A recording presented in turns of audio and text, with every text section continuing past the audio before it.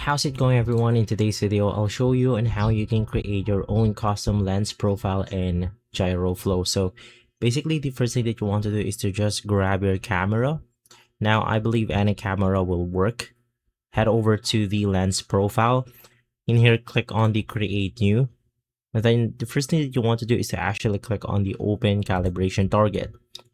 Now once this window shows up, you just want to go ahead and proceed and record your monitor screen. Ideally, you want to go ahead and capture from left to right, and generally just capture the video altogether.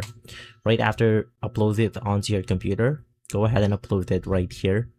And then right after, your camera brand, camera model, lens, and everything will be imported onto the calibration right here.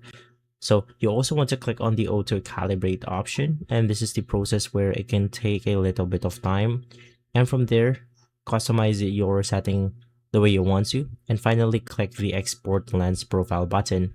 And so guys, if this video has been helpful, leave a like, subscribe, and follow us for more videos like this. Thanks for watching.